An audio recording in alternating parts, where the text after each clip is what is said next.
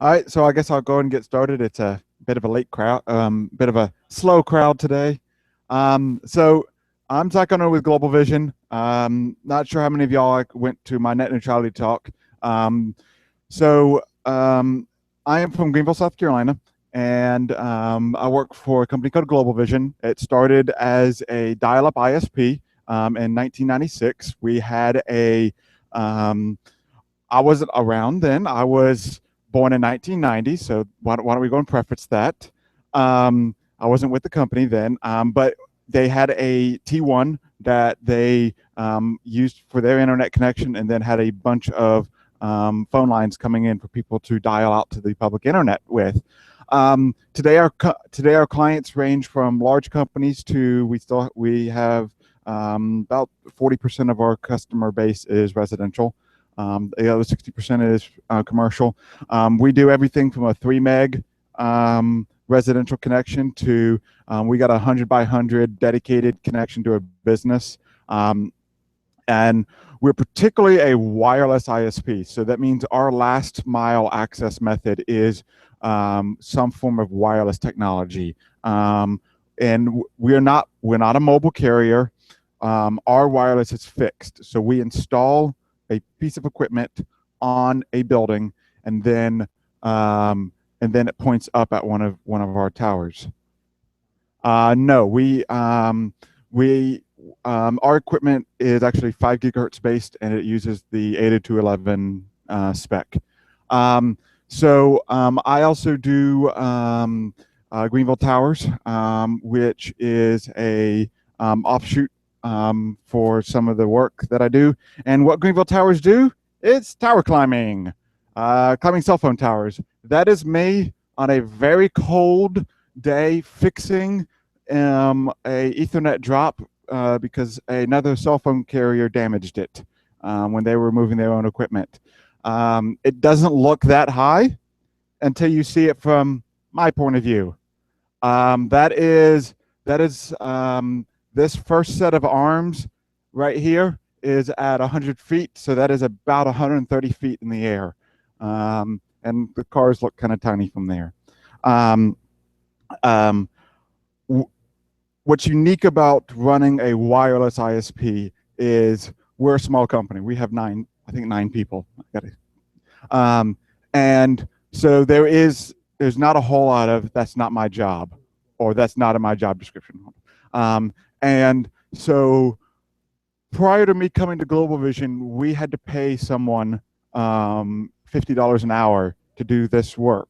And this work, some of this, this could easily be an 8-hour job to install one antenna, because particularly running the cable on the tower can be quite difficult because it has to be secured every 5 feet down the tower.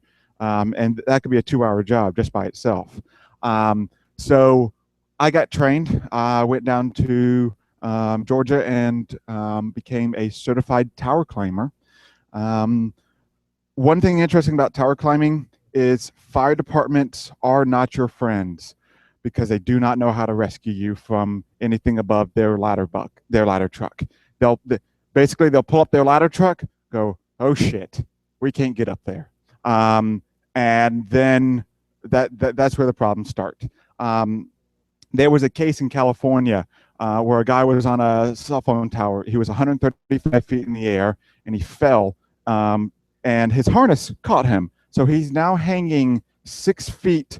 So he was out on a platform, and he's now hanging 6 feet below the platform. So he can't pull himself back up because he can't actually reach.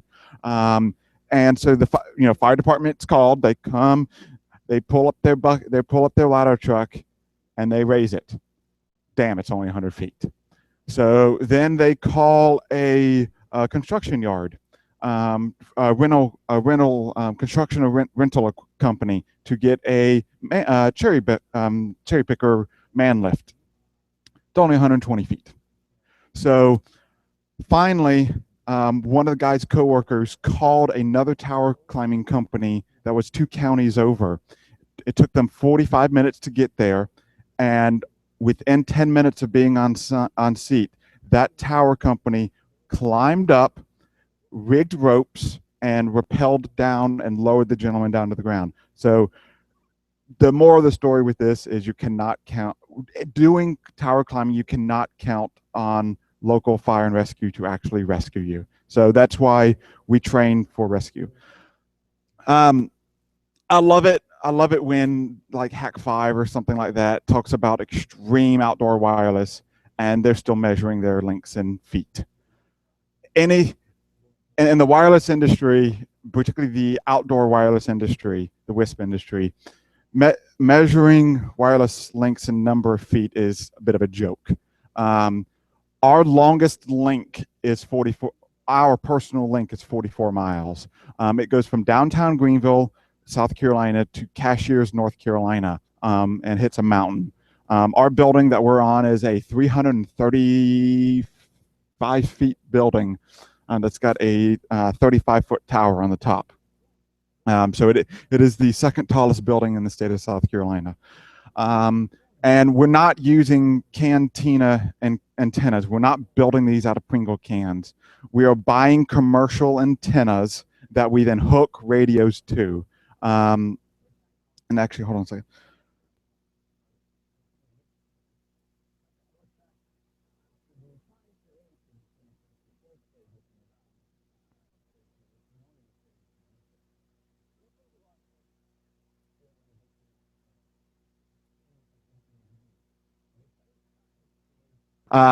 So the however, with the same equipment that we use right now, assuming we can get enough vertical elevation, the longest record length so far with this equipment is 140 miles, and that link did 155 megabits using 5 gigahertz.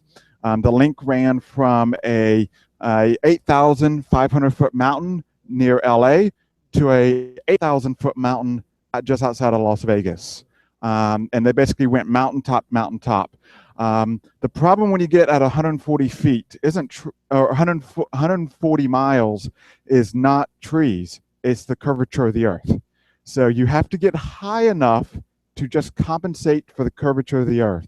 And it typically is in the neighborhood of several thousand feet mountaintops that you have to do that. The next is we just started recently using a new product from Ubiquiti called it is called the AirFiber 24 HD. It uses 24 gigahertz, which has very little interference on it because 24 gigahertz is so high in the spectrum that rain droplets attenuate it. So it's not.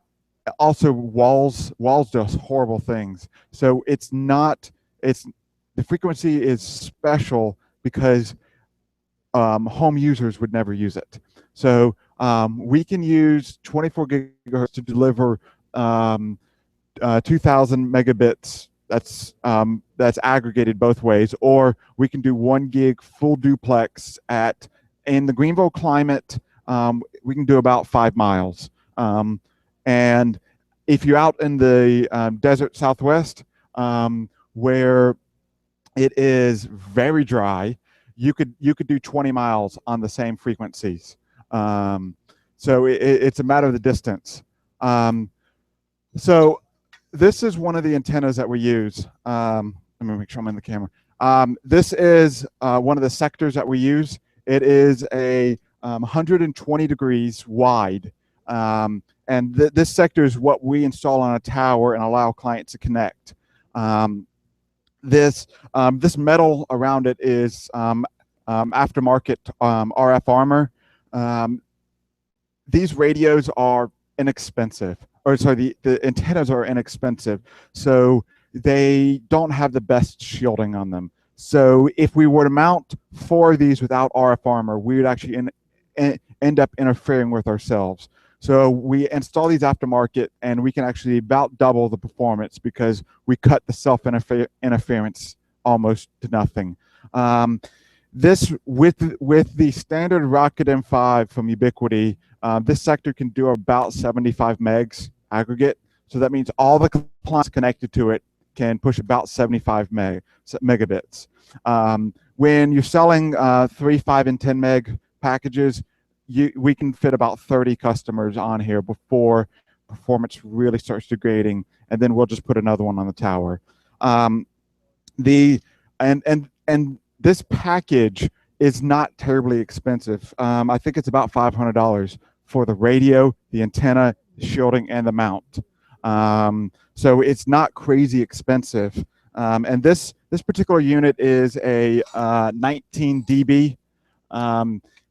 dB is a way of measuring the strength of basically the power gain of an antenna.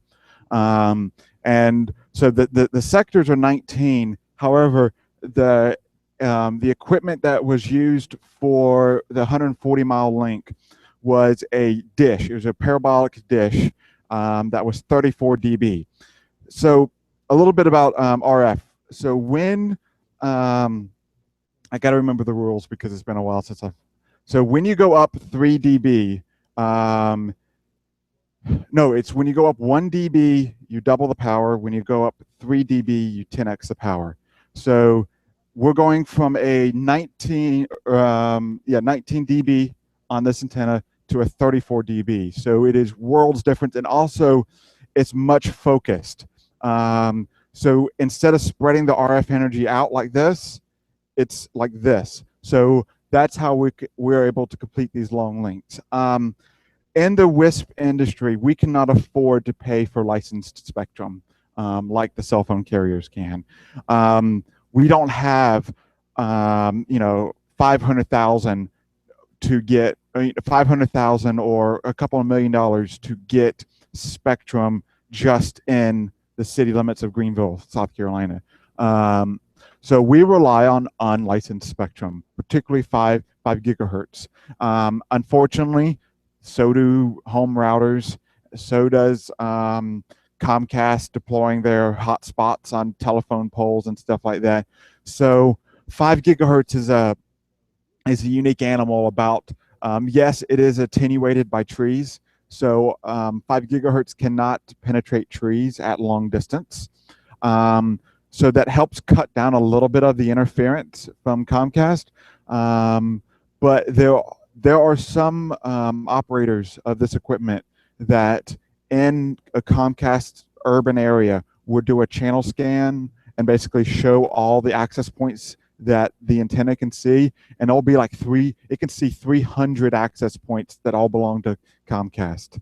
Now there is some new frequency some frequency that's coming up under different rules now, and that's a 3.65.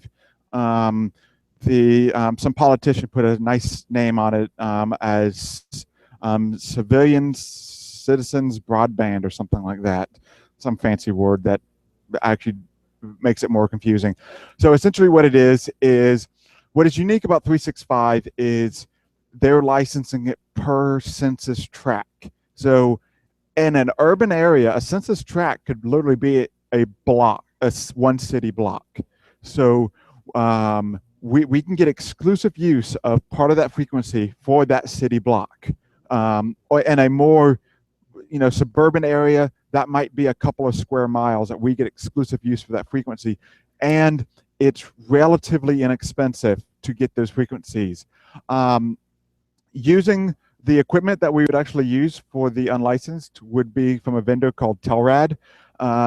The Telrad equipment is LTE based, so it uses the LTE spec, but it runs on 365. But it is still fixed wireless, not mobile cell phone roaming.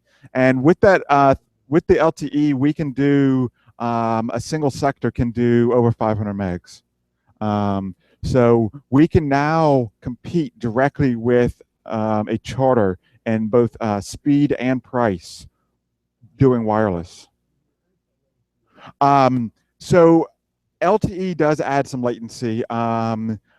It would average about 30 milliseconds from the CPE, from the customer premise equipment mounted on the house to right as it exits our network. So If you're thinking latency to Google, you like Google's 888, you'd be looking at about 40 milliseconds. Yeah, and yeah. However, with the ubiquity equipment that we have in place right now, it is actually incredibly low latency. Um, Most of our wireless customers see single digit ping times to 8888, which is Charter's. I'm at home. I'm on Charter because I'm not in our service footprint, and the best I've ever seen is about 35 milliseconds to 8888. So we're doing single digits, which is pretty incredible, and the gamers love it. Yes,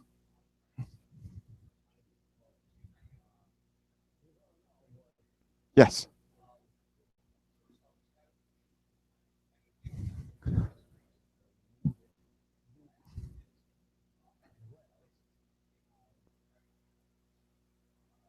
We used to have Technica for 11 gigahertz.